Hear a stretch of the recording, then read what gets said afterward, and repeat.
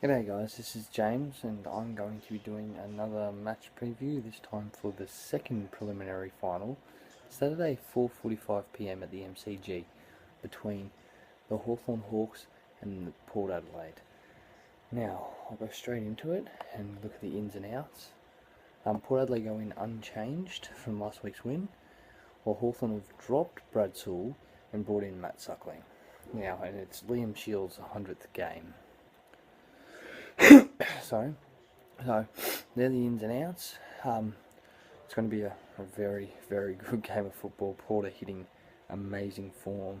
Hawthorn has just been so strong all year. So, it's going to be a great game at the G. So we'll go straight into it. We'll look at start with Hawthorn's backline versus Port's forward line. Now Hawthorn have Gibson, Lake, Birchall, Mitchell, Stratton and Hodge lining up across that half of the backline, named in the backline. And for Port Adelaide, you've got Gray, Westhoff and Monfries off the half forward line, and Need, Schultz and Wingard off the full forward line. Now, that Port forward line hasn't been firing. The midfielders have been kicking goals, but Jay Schultz hasn't been playing really well. Chad Wingard has been playing alright. Monfries has been pretty average. Westhoff has been moving up and back and forth through the game. It's not really the forwards that are kicking goals. So that's what Hawthorn's backline needs to look out for. As in, yes, Jay Schultz is still a huge target, and Chad Wingard can do heaps. So I would say that Schultz will get Lake again, with Gibson doing that roaming backman that he does really well, and Birchall will probably sit on Wingard, but that's probably why you've seen them go Mitchell, Stratton and Hodge play off that half-back line to get it more running, because of the fact that Port's forward line isn't that traditional forward line. The midfielders get forward and kick a lot of goals, so if Hawthorn have a bit of pace in that back line, they can stop that that run from the midfielders, support midfielders, and stop the goals coming. So that'll be a good battle, because usually you'd say Hawthorn's backline would win, but because Port is so untraditional, it's very hard to pick. So we'll move into the midfield, and Hawthorn have Bradley Hill, Will Langford, Isaac Smith, David Hale, Liam Shields and Sean Burgoyne versus Corns, Wines and Harlett with Lobie, Boak and Ebert. Now, Hale's a very good ruckman, and I pick him over Lobie any day of the week just because of how good of a ruckman he is. He can also sneak forward. Lobie, he's been very underrated this season. He's still playing relatively good football, but and with the midfield, as in, yes, not the greatest midfield starting, but again, you've got Mitchell, you've got Hodge, you've got a lot of players that can run through there. They've Jordan Lewis, of course, in career best form. So the midfield battle, I like Port's midfield. I reckon Port's midfield can stand up to Hawthorn's midfield. So again, that's a really interesting battle in there.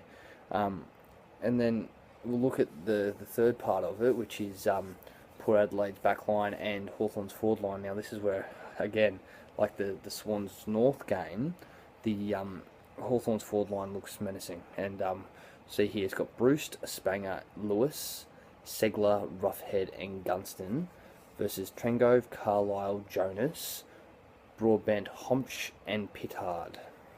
Now, they're going to run, Port Adelaide will run Joe Pollock off that half-back line as well, and maybe even Matt White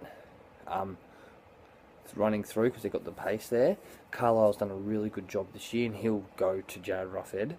So, but I think Jared's that versatile forwardman. He can play in the ruck, he can play in the back line, he can play as a roving midfielder. He's such a good player, and he can kick goals, leading goal kicker. So don't discount him. Jack Gunston and Luke Bruce. Gunston was unlucky not to get All-Australian this year. In my opinion, he should have been there. But that the three-prong setup with Roughhead, Gunston and Bruce is such a potent setup. They can all take good overhead marks. They're all really good at ground level. Jordan Lewis in that half-forward line. Again, he'll run off the half-back, run off half-forward, run through the midfield. Great player, brilliant form. He'll push up with Chaz next week, I would say. He'd be close up the top there. Yeah, so he's going to be really hard to stop. You look at the back line for Port, Broadbent, Carlisle, Homch, they can all go overhead. But with Segler swapping in and out with David Hale and Bruce, Jack Gunston and Jared Roughhead up there.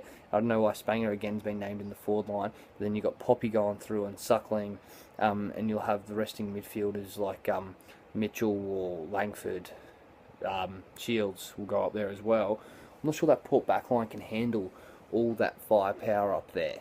So yeah, that's what I think about that. Now going to the last time these two teams played, and it was round 10 when, well, actually the last time they played, sorry, it was in Adelaide Oval, round 10 this year. Port Adelaide won by 14 points, 100 to 86, and again that was when Port was at the height of their power this year. They have dropped off a bit. I'll look at some of the key stats this year, and it's quite even. It's backwards and forwards.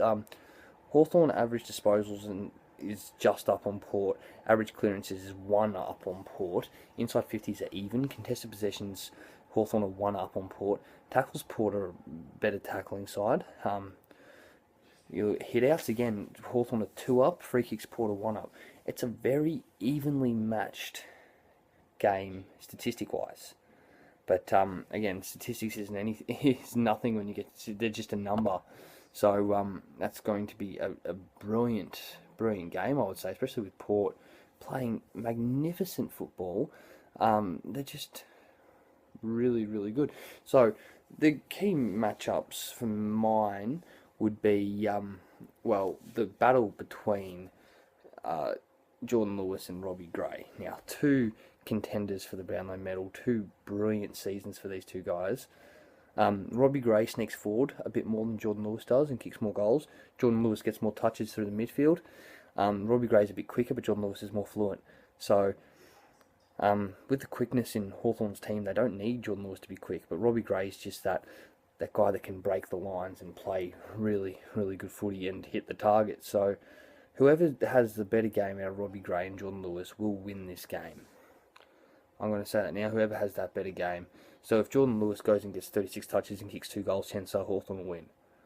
So I'll look at the odds, and again, they're pretty long odds for Port Adelaide, kind of like the Sydney North game. Hawthorn are paying $1.30 to Port Adelaide's $3.55. Now, I haven't had a look at this, but I'm going to do it now while I'm talking to you here. I'm going to look at the line, and if we can find it. So while I'm looking for that, I'll look at another key matchup here, and it will be Chad Wingard versus Taylor Dray. Now, Dray's been playing really good footy of late. Been playing that short back, but he's just not as good as Chad Wingard. Chad Wingard can take those screamers. He can do anything, really. So I'd pick Chad over Taylor Dray. Now, I'll do my tip, and I'll do that with the odds as soon as I can find them. So the line for the Hawthorn Port Adelaide game is 18.5 points over and under. So I think it'll be a closer match than that, just because Port are a fighting team, and they're not just going to fold like a lot of other teams will. And I still think Hawthorn will win the game. But I think they'll only win by 1.5 goals. I think Hawthorn by 9 points on Saturday afternoon, and it will be, according to my tips, a Sydney Hawthorn grand final. Right, so that's my preview of the final prelim between Hawthorn and Port Adelaide. Check out my other videos, comment or like it, put a bet on, beat your friends in tipping, or ignore me. Whatever you want to do, I'm not going to tell you what to do.